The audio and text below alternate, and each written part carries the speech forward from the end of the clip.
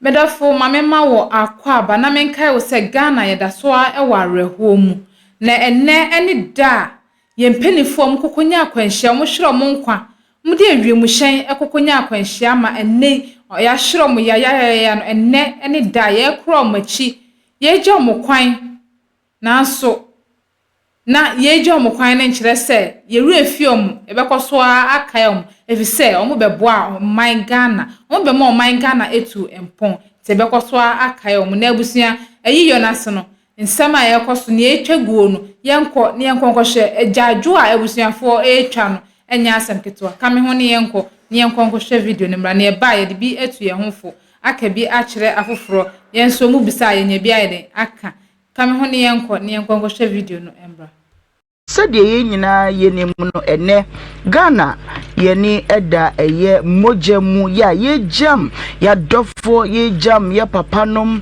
ye jam adihye binom ye jam anintini binom engumanimfo bi Ghana man ya ye wo mu mpanyimfo a na wonum nam kwaso kodi djuma wo ma Ghana din mu na brichie boye na nipa mako enwotwe etoye na ye nyina ye nim se ene ena yankasa yade nyina His Excellency the President of Ghana John Dramani Mahama ede etu dwase ene ena ye gya wonum kra eti se obehwe fira no pano banu nyina wufusum ena yaye Ibrahim se ubon content de wani kiremu wo Adum TV a enwum ane eboyi a wo kasafa edinkra nipa na wonum ye yadofonum nkofo kununum krofo manum nkofo ni daso wonum na deda daka mu sesei a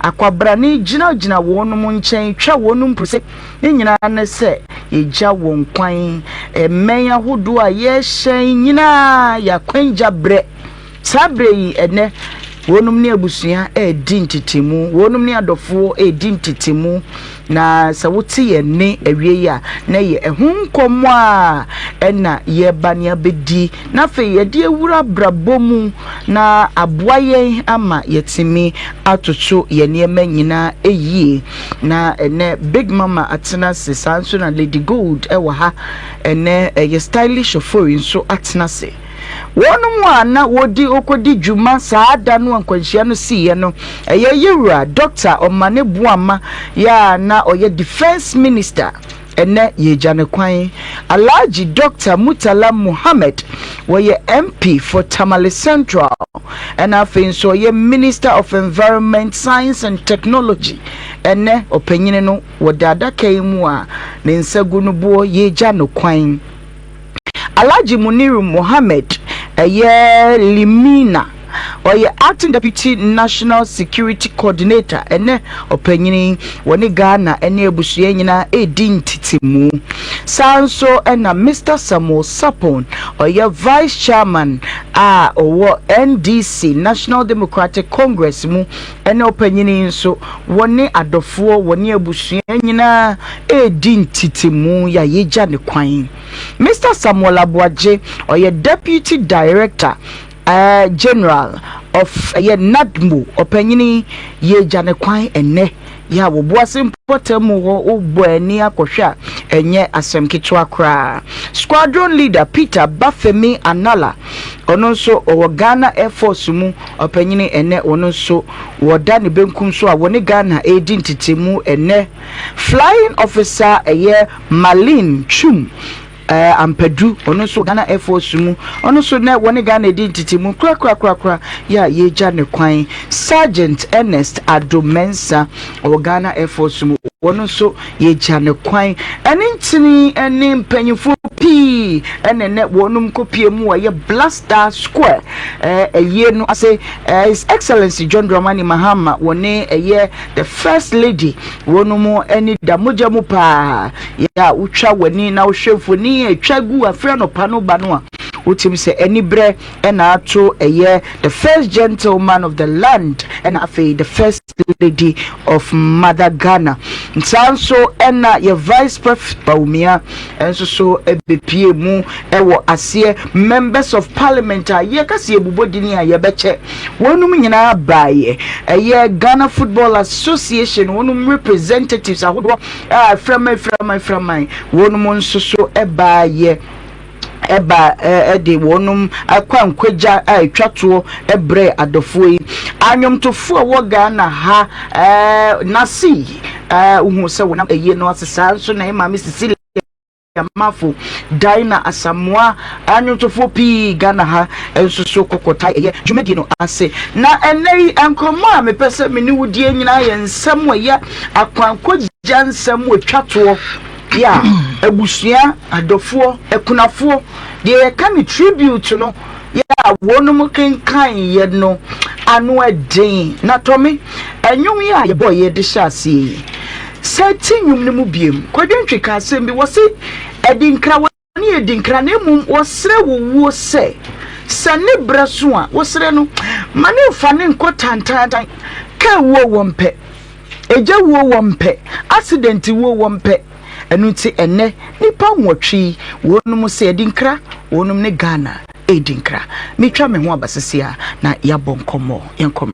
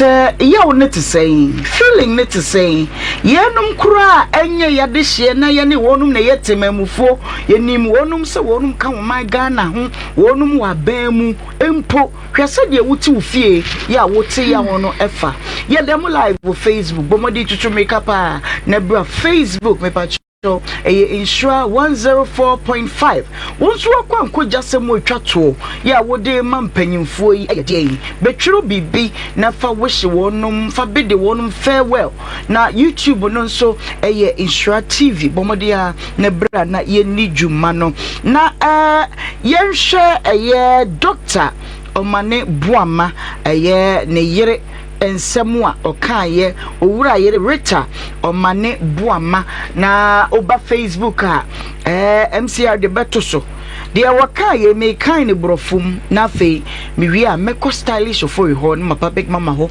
na ye di hu nkomo ye fa no makomako na ye hwe yewura His Excellency John Dramani Mahama kasa wakaye no tum se awrehuo wo papa no na kuma ahyema na de ahyemu ma no eyawrehuo ora Rita o say in our years of marriage you always asked Abna Rita, what will you do when I'm not around? I never answered you until today. I don't have an answer. Ebrani etiase no na ni wura doctor Omane Boamah ta bisa ne sabena se meni ho a ubeye den bra wakasa no kan na se me ma me nso kura no meni ho a hwan na behwe no no se besi ne yi a wodada kamu ya ye di wo kroi minyanye mwaye bia nanso twediampon obehwe me den so foi mame me mo akwaba beje so na pom tsei yesu adome ho ye fa e de bia bo bench ba na de wa ba park ne so yehwe said the feeling nesitie ekunafo no ye de na hye wono mpabom na ye de ababrabom na yenhwe asemu a mame wokaye no ye mubo ho kakra na fe yenkoye nim bedase ansa na me toaso no de me pese me kafa ene day the state na ye no ya de se huhia pa okay bible say etwase nipa wu ba kope every bia no so wo si a entitimu de ya say ubia whoever the person is say ubia one nka kra no so what say ofrima wo yam show entitimu de from all angles no na entini say ye ti say the bible ka say twase enipa wu prekope entumi nya mienu ba kope na akire no atemu ho ene biemu so osenkafo ka say osenkafo itim insia gichemu miensa okay osese nipa udi na bebre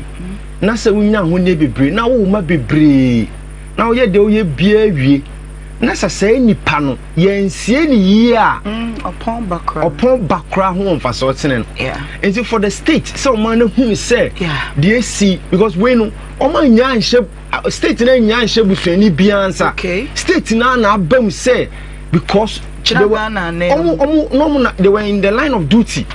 Almost some of mine. Inti adian komo busua beye no.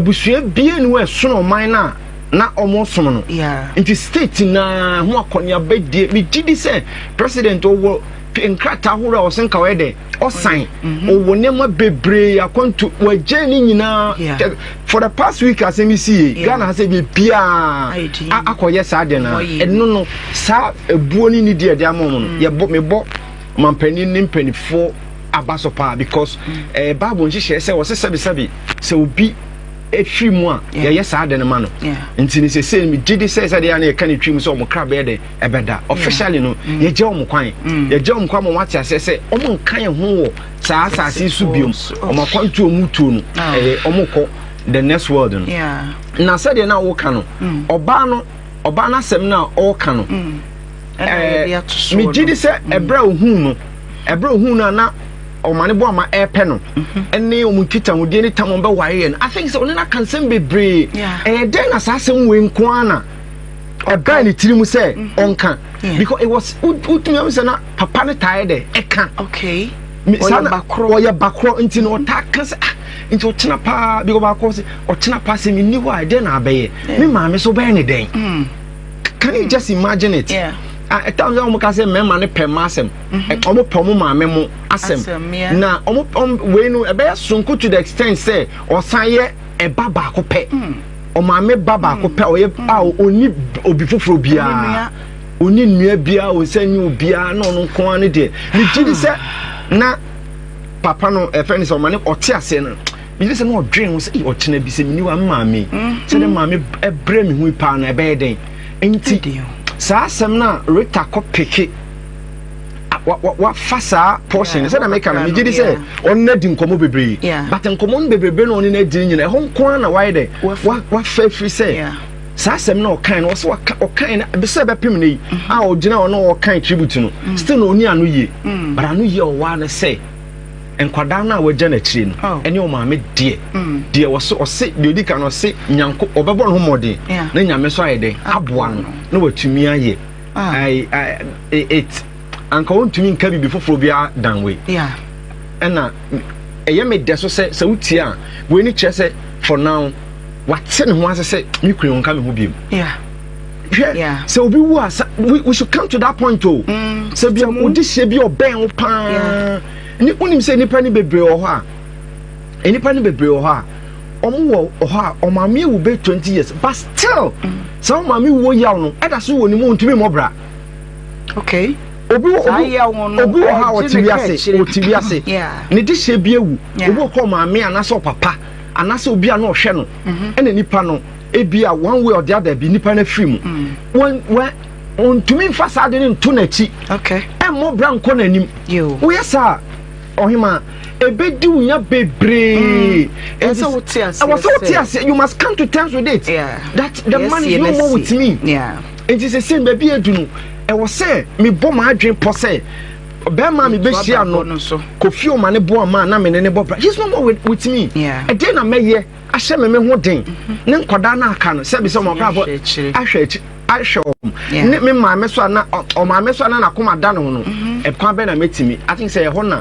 e mani kapa wo de abna rector no na bo ni din e mo so one fa di fufuro bi so say me abna rector da bia na Kofi Omane Boamah bisa me say me ni ho a e de na obeye but our sister no ni answer but answer wo ne say obebo modern say nkwada wa je o mo akire no obehwe na o say nyame si nyame be boa no na biem so ono ne na aya maame ye na ase no na ase no so no obeben no eno no yakoma papa na me gidi so aya ade pa okay meda wasepa na ye kan say nyina dofo na twiye so abenyankopon wasem kakra frisa oko Psalm 90 the verse number 12 o say mayehunu ye na kan se de tie na ye nyanyansa koma ene ya ye kasa ye je bi kwan ene ya obi wo fia wo ye aduane o de komane yarefo bi wo ayaresabia ene obi bewu ene ye bewu obi enti ye wu bi na bi kro no na wo madwene ni mu ado fi se abrabo ene obradwumadie ene nsam wo baso nyina kire se abrabo hoi enafom enuti mawani enaho ukọ eye Samuel Aboagye eye ne yere no asem wo kan ye ene se on that final morning, just hours before the crash, your last words to me were, "Take care, babe, I love you." Those words will forever echo in my heart, not just as your goodbye, but as your eternal vow to me. On Kaya Warian Tamono, Nemum, Sasa no Panua, be a helicopter to your far phone. Catch and say, "Babe, me do, me kwaba. Me do what? Na me do no achi no fu wan te hwe de besi ne ya dakasi nanim ya big mama yenkwai ma arebo na ni nyina yewo ya na no kureni se nyame amfa ne nsan kanwa edi okay san kwala mi nu aware na mi kuna kra me se de bia so kra no koba ye we nko ane da wa kra ne se me kwa ba na wo betie na sa asem wi ohe ma se nyame amwa we fira etimi o hwe omo age ni so mo nyini bia we dia ba ya kra o free US e na wa ba ayi wo abruchire no no eti utim se telephone so aye video call ne call so no a na me kunu aka chem se babe ye Obuasi ya na me yakwa ba enti me do wate na no ana no me hwe se ne maame ka chire no be ma no okay o maame last born no enti maame ne se na si so na esu eno o se aden chese o se ga no kwa wo pesu enti no wa ye ne de wo no wa nwene bone bia eno o se obi ka che ne se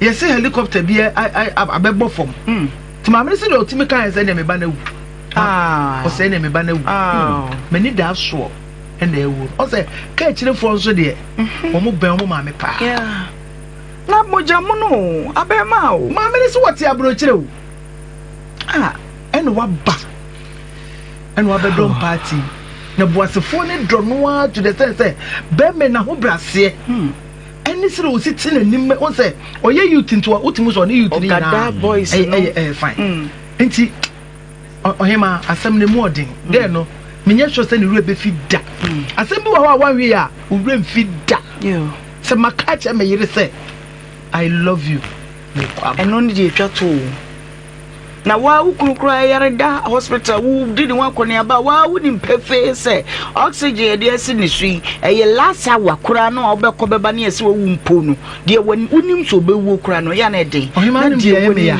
se enka me kunu no kwaye mfa ne funu meto se se me hu se me koni funu ni na me nyina nanim na me nsu na wi ase ento wa wan wi ya wu Erade enfo mo kransie se emu oya amen moya Ghana Franca na ehim say ya ehim din ewo eho no abusia ese eja no eto yonko bodwese mu a enya menwo na so aya na wasansuo esi odie ho squadron leader Peter Bafemi Anala sa Anala so sa Anala ejin mantimi amoni yi amomfa ncheme ne yere ose before you left we now, our daughter, held your back for an extra week because she was not feeling well. Now I know why she was holding your back. He was holding you back from returning to Ghana. Ono so tim so kwasra na yere wa brochire. Na tira say one mo ba ye friend we na no. Na o yere wo papa no yeso obeko bia na akora no ayare.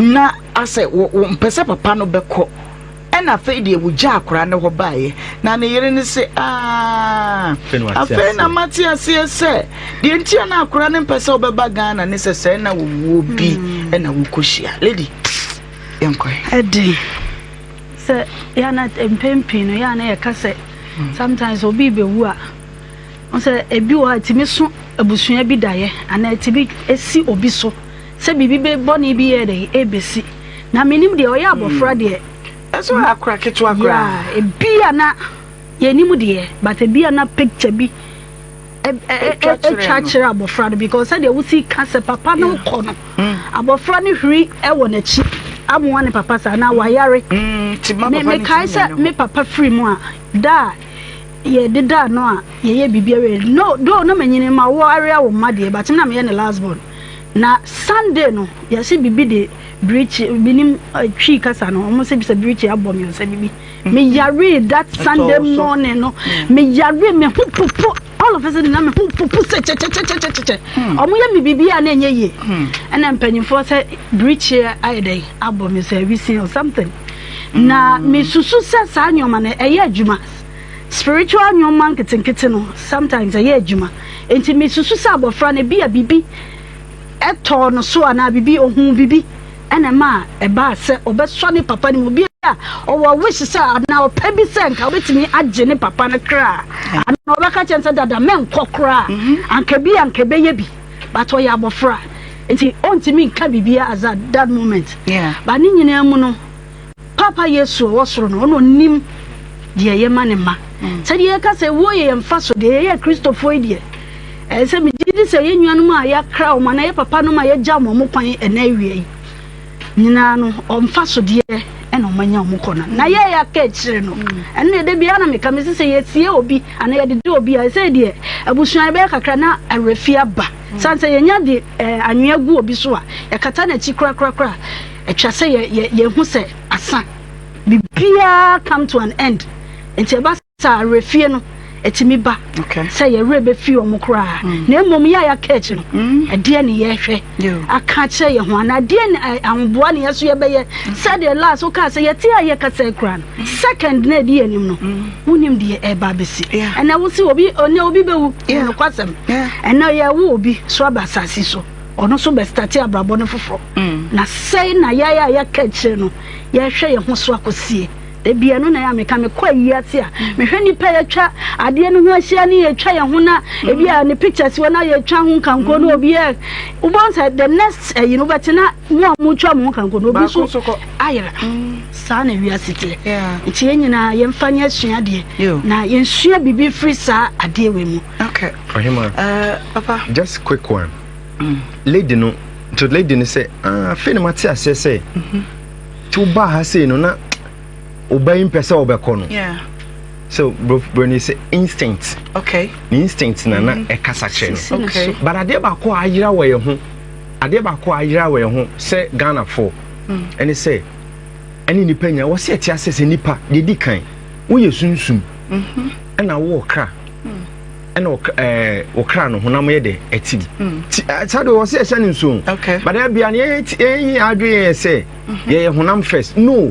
You are first spiritual before say honam de na eden abam internet tetefo no se bi okona so okoji koku asase okoji koku asase se bi oye koku fu a no akope bibia eden ahye ho ana say wakobisa sane manema no Ibrahim wi ase ko anim no ase school ni nema bebre ase ya adwen se sane manema hu hia biem but wrong go spiritual ni omano yes so no problem say obi so no pa no call so me konana me nine fa boy me poli ko me enu ko ekon a that no e kai me na enkoko omutimi hwiri no mu ko enkofo bi be fi hokwo bi na nkwa so ba mutu no a to no wa so ho hwen aso bi ba hwe me aba so bi ba hwe sane ma no ase ya ma ose abrofo eno na enei no nipa nte ase se hu konkron no a wote ye mu no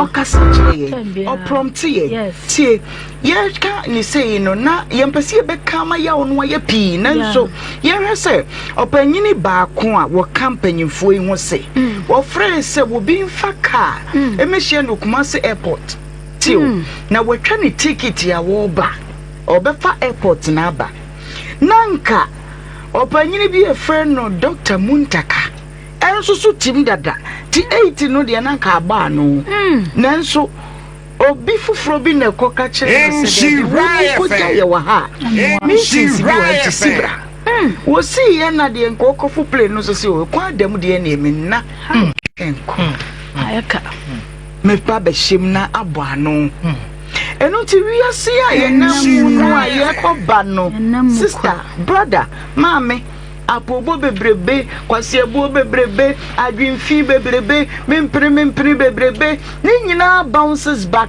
to the very last second ube ja humi no mu now till when da bay na wuja wudiem yenim enu nti wode wo ye kremoni wo ye kristoni wo ye hwan fa kuma finance fa kuma panante na wonim da ebeto ebia na ebeto no na ankoye te sese yankoye nmonyam show ni papi ana ewa ye hu wonum funu nsuo di bi ko ebia yakwaye bi mu ebia accident atete wonum nam a se wonum anya ba mu panyimfo na nya Ghana na emu no mu gire nti kwa ya ante ho hwe enti bobreye na brabo enafom me bobo de aka no nyina so na feye wi a afutu semu a ye de ma ye nyina ye ho no mako na makoje na wonso makenkan wo de meba homa no so na mabeje wonso wadwenkire enu ti ba bi o maduri de mebobo eye tribute a ekunafo no de ma eni nyina so amanasi yewra Dr. Sapon Samuel ne yire o say you said it was a return journey. I am still looking forward to welcoming you back home, my dear husband. Oh, Sapon, kuma, do hear my call and come back. tell me this news is not true. Also catch him some kwaba. Me share ni mu se wo beba. Me kunu dofo. Oh sapon kuma. Me srew. So obetimi ateme ne pa de anka brefie be ka kire me se. De me tie yi na no kure. Eyare husem pa ne betimi nso atu obia. Alhaji Muhammed Muniru Limuna ne yire. Oh, say, rest well, my love. I will carry you in my heart for the rest of my days. And I thank Allah for the gift of 28 years by your side. I said, the year, me dofo, me krawo makuma mu me nkwana nyina na me dala se enfie duonu watwe ni wodewo ebeka me ho ono nso ne de a wo kan ye no ma doctor Omane Boamah eja wo no no say daddy, even with the weight of national duties on your shoulders, you always make time for us. You called us every day when you traveled. Utu kwan pa ofreye e wo madwuma no so na so man de uma ye tirimu ye de pa na wani eku ye ho sa so na Dr. Murtala Muhammed yire o say Muhammad's life was a blessing to us, and his memory will forever be a treasure. He has left us far too soon, but his love, his laughter, and his example will live on in our children, in our hearts, and in the countless lives he touched. Also, we jaya ho, we enshirama busuano pa. Nensu Ibrahim die, we jaya ho entem do nenso odo ya wadan we die enom ni ade no every yemu enko. Honest ado yere no ka asem bi wo say me kunu yi a o Ghana Air Force mu yi oya me mpai gba no mu aye ade bia na me hwehwe no be ma mu bia no na ewo me kunu yi mu nanso eni chebi ena be mai wode afri minsa eko wa fri minsa ya na minim se menya ne so be ma ebie mu da weinom eye yaw eye awrewo eye esun eye jadwo ya ekunafo yi wonumu eda no edi Tommy bo enyum bi ma mesisia na mintwa me homra ya na eka bibi se owo seifie owo we di asai Ghana asai akoma asai adofo bi asai akunafo akoma asai ema akoma na esire ye nyankopon no se na homo bro nti kama wo mabi nsi biem amen na onsane mehwe Ghana ana to force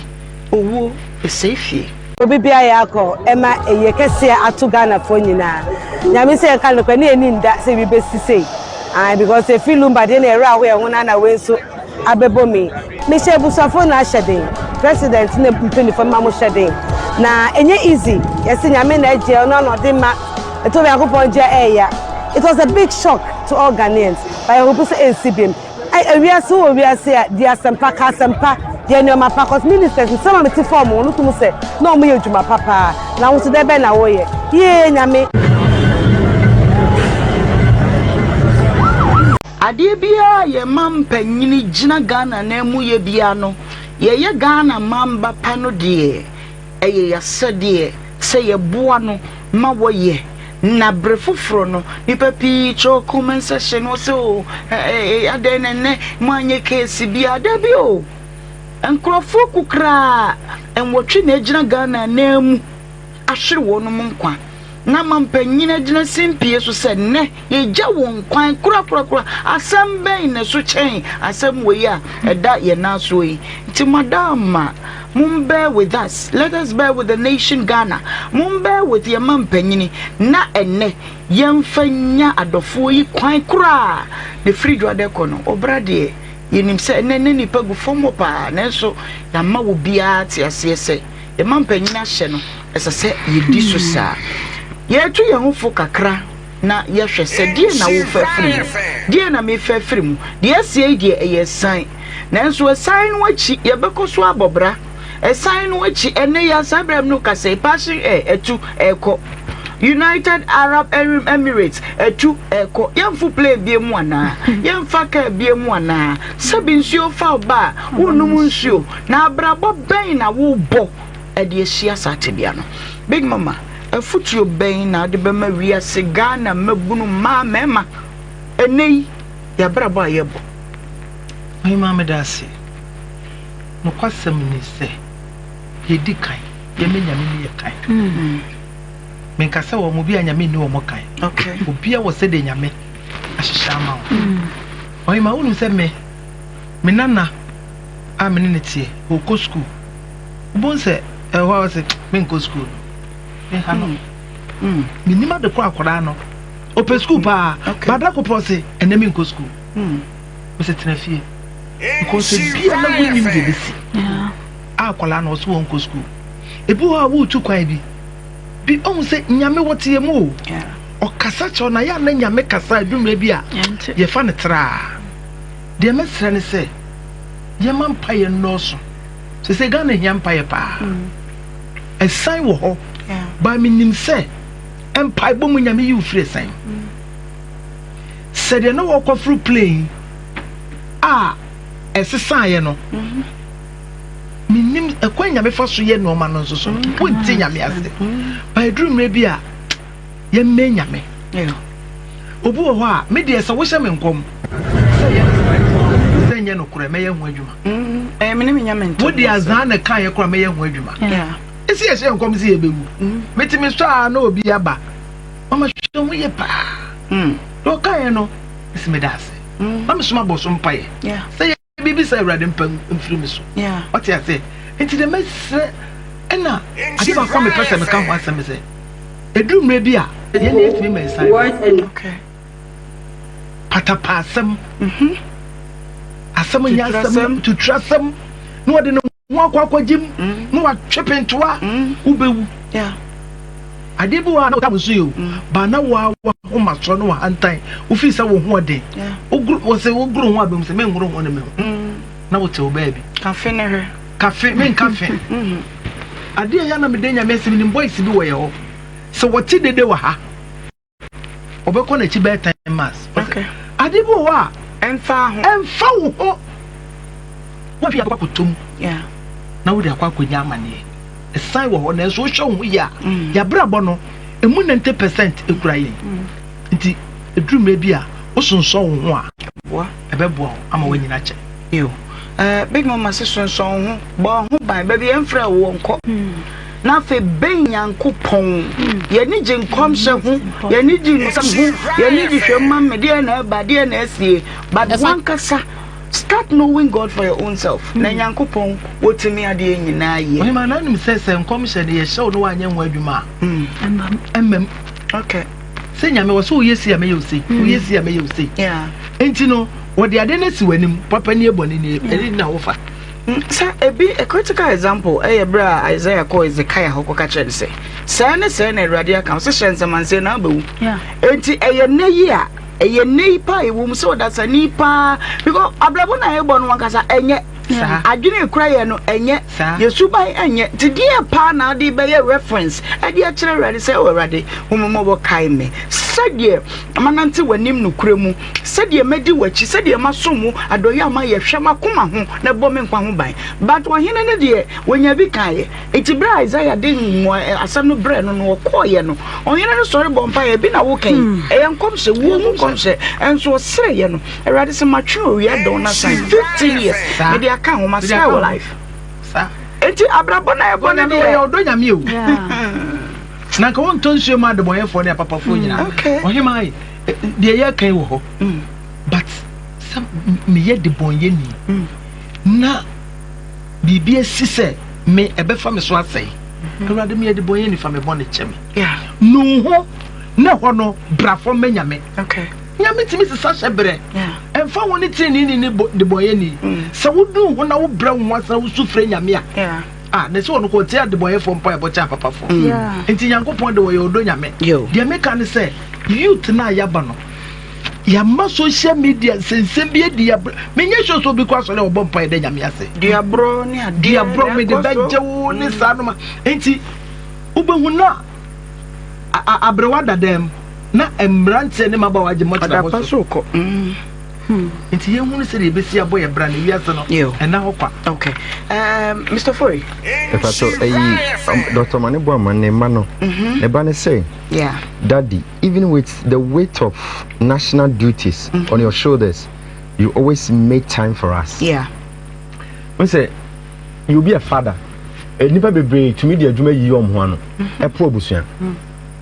Obu na my busy na my say ne makra mpo ni mba bi kra ne my de. And now but papa we say so anya adwuma mu be aso. Who the hoyo. But ne ba say even with the weight of national duties. Why busy papa no why busy na e dey na we. Busy why we dey be pa na we. Ba obi ni busy achi nyina no onya kwan ma ne ma family first abusua de won fan tumi fan ni agro because nkra do ma ba wiase no wu na nyame de o ma ye de ahye onsa that be wu na abebu hu akonta enti de nipa bebra e bi o ma dwuma enti nom nam ha nom fa se o mo form ye ho ompa abusua ho ne yire ko kan na ne bu afu obi na edi ne ho de adanse and me jiris adanse bi so no ade a wonya obi ye nkan fa ho da we adanse pa so ho akoda di ni papa ho adanse se mu odu enti se obi tie na se we ja na se bia wo na wo adwuma enti we da bia wa busy uni o makra uni ba bia akra mpo makra mpo papa be pon adwuma be hwe so ko fie wo nko fie wo ne namfo so wo chiri ma so wa hihye wo ko we ho no fi wo besia ko we ho obi anu ni problem o but ejita and a lady ba ko no so or see you are the answer to my prayer. I mean, how can you? And what the see oba pa bet me kase say ni kunu we dey nyina so na ogina so de kasa asem no enso said the eken obredumadi to tie na aya futo say enti o tena bi say woni ho a o kira say wo yire bet me akase and credit me pa ba me boy and I kwa me for you me pa your baby to make say wo ye pa ba no yi anu muaye me pa bo na anu muaye se de na me hwehwe no na menye ana wo wakoya mane wo ya abeso ama o mo say o mo kwa so na papa ne ka say obi anfa ne problem and ne de o ta deliverance we there last boy ade bi a tie so bia nyame isi fom okay and papa de obia twetwe gu people so ya de ne de gu people so na papa ko de obey ne yiri dinachi say baba ade so kese no ne how no but we asking say wo ya de so ama wo yire wo ya de so ama wo kunu ana say ya de so ama wo ma wo ya de so ama wo ma no abusua ana say wo ye wabusua empire bo anu ye yo one of the biggest tributes I lady no ama dear ofori ken who may be by ya sorry when it's off fine why no fresh off papa de nyame aye no say dem hey asa me kanya anya agro papa ne wo firi so ma no ho to no teenage say papa ne tiate no problem ti sa papa we no adanse pa business wo yire ne betimi adi afa wo ememe bi tete ma papa bi wo wonye wura fie pa na ne ma pa ba bi afa ya to ne din wo fie oba wonim nkoda ne kwala no ya to ne din ya to nkwala ne bebre to mo papa din one no nti de bia no one ne ma me na yekululu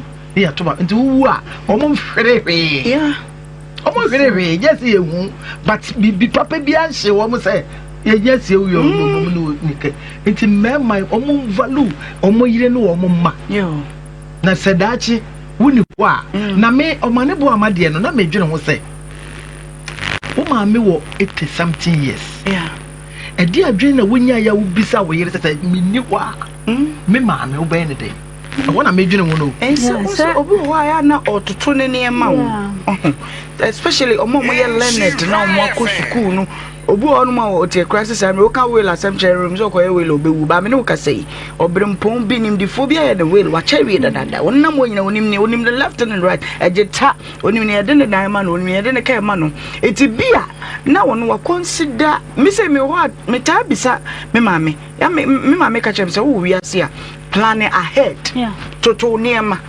tambia o kasa sem chem say wo free fear eti wa mama sua sa de no me free bia me throw me last note to me bed so ai metro mi anopa bia metro ene me disika we to ha aduane we wo fie we sha every blessed day. Sorry ya matro for the day in case say ma me chibiema obi anim se ene na se sadia na yentoto ye normal oh yeah na ya nwini wo ho se bibia ti bi si di pa brabom wo de wo bom pa ya na do ho ahye nyamensa na mo awurade me ko se bibia si a me ja me kramam no kwasem lady say the name is for ka bibi se mo frana se mo ka fa mo papa no ho se papa no upon adwuma nyina odwene me kwa homa no so se ansi ya mo hwa homa no emma me na dia me ka nyina ne se ya se de pentam koye nnwuma so say ya sorry no pay obi ya press obekọ na adwuma so ya na ye refree ade ba ko se onyankopon obo so ne asase no ya be ma na ye tire e wo fidie ni mu enti awofo ni bebre omo ntimi kura ngada mofra no for morning devotion obi anfa no bibi ho mama ko edwom afa na eyo musika da na se me da me ko papa se me da me na me kro no you know sa nyoma ni nyina e contribute se papa mi ni mu die se na oye sa de na nyina so be na ne ba de gina so a ode ka sa asem no wotutu fie yie na umanyame edifie nanim na ebono num ana se me friends 5 o'clock ufre abusuani nyina na mudem ho hye awrade nsa megidi se manamo ntuo no mokwa bibia ni ai esan no sade e ka na wo ho enti se once awode ho hye onyankopon sa no accident bi betimi asi na woteka no so bon se bibia anyew nipa bi be wuwu ni ade ba to bon se nko awo asan that means wodo ho ho ahye ayi bi bambo bi ase obi a ne de awia so gidi de na enso ye ho se onyankopon obo so ne asase one ne yetanginafo bibia mu ade nyina mu enti awofo youth no amaba na mama ye from cry for devotion obi wa onte u case kura o ma ye ho se awrade bi ewo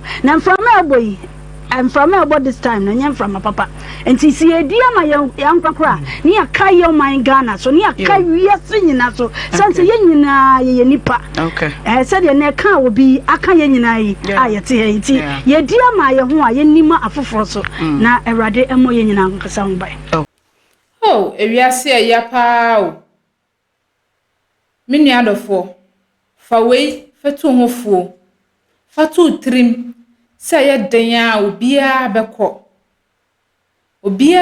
mako na so bisa ho say ye wo enenei ye de wato adakam ene ye koja okwan a den ena wo kwa akoka atorenchem ye atu mpenefo yi wo da wa imagine senka ye wo na wo course atibia we mu a den na wo kwa akoka owu na form sa keke bisa ho se owu a ehefa na wo kọ owu a ehefa na wo kọ na nye se owu a wo kọ no asan aba okọ a eno ano no owu anya miensa na ade ba akompo adi agro na se wo wiase mu no wantoto ne amayie wan ba obra yie na wo ye obi bia basa okọ sa atibia we mu a den na obeye Sabre no na ye too late. Na akachi na wo ye ho hia enye yie. Intimidofo. Wo sisi nkofo. Wo kunkun nkofo, wo gi nkofo nkofre mu nsem. Ana wo bo apo. Dwen ho se ye den a dako. Wonso wo bekwasa atibia we mu. Nti den na wo ye afa ho. Enne na atu obi o enne na onyonko eda ho no ma ontumi nkasa ye fra ne so ontumi nye so wadwen ho da senka ye wo a se ye wo na wo kwasa atibia we mu a kaden na obeye ukoyi wa no sen mama ye hu kwan a be fa so a ne ye nyonko no mo betena ntokwa mentime ho ase we ya ka we ni nyina fa so bie ni so sa woni obi won tokwa na enne nipa na ahwere ne nkwa o kasa ne ho a onfi wa sai na obefele den na obeti ohun ni bie mu ye de ne kwa shefom afebo mama yemfa sa asem ye asi mama yemfa sakra ya adwen na nipa yensa se wo sikaw se wo ni sikaw ohiani beko saa so na sikani beko yarefo beko saa so no bia wo apomuden ote apo ono so beko bodanfo beko nya na adwen ye adwuma so beko doctor eko shoemaker enso eko nti den na wo ye anamo ben na wo tuo o bo wa bra bosen na ekowie wo sen ni nyina yemfa ni asi enya afutuo ma ye ho ni yemfa ntoto ya bra bo enem mabu aba ye de bebia ni je won ko na ye de ye pe abri bia pe se ye di eti kokora no yemfa wei entu ye ho fo we de mesra mo pamoche wada mo yemfa wei ni asi entu ye ho fo na asem empenipa nipa na pe ne ho asem situation bi wo hono ma e de owuo na ebebrew ebesisi wo so enko na esi wo so ko enko bo se no wa ya so den na wo duti akwa kuhrem na wa jiwoni so timom yen hweye yen hu kwan ya ebefa so ebebo ye bra na ebetoto ye niama ye ne ye nyonko no mu ntemu yen siesie ntokwa ani mentime ho ase ekoso ye ho no yen siesie na ye nyina yen ka ye ho mom se busua baako ye nyina ye wo man Ghana mu ase ye nyina ye busua baako nti den na be si ye nkwan se ye be ka bom na ye nyina ye ma ye ni age e wo ye man mu ye ho se ye nyina ye busua baako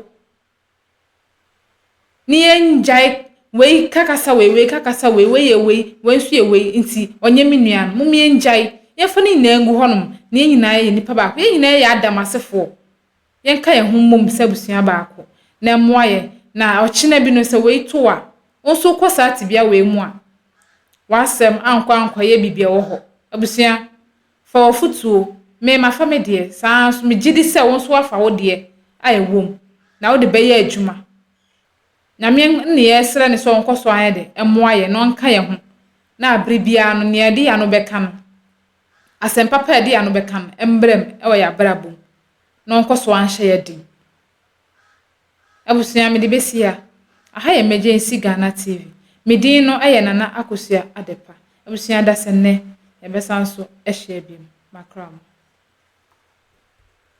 Have you ever tried to buy something online only to get scammed, or have the seller waste your time? Or maybe you're a seller who spends hours preparing an order only for the buyer to cancel last minute? We get it. That's why we created Copland, a simple, secured marketplace designed to protect both buyers and sellers. Copland is here to end their frustrations with a reliable solution.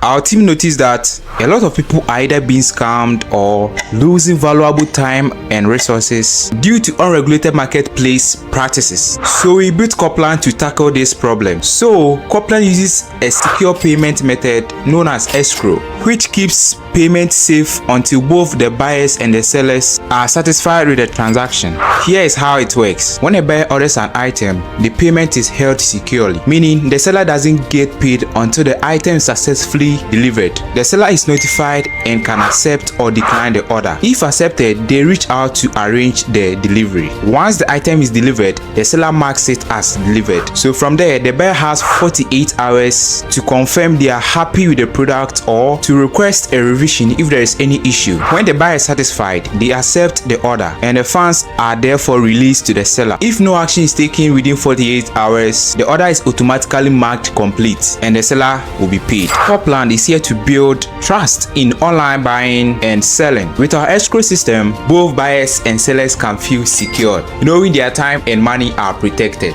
So why not try Copland for your next online transaction? Visit us at www.copland.coplandtechnologies.com.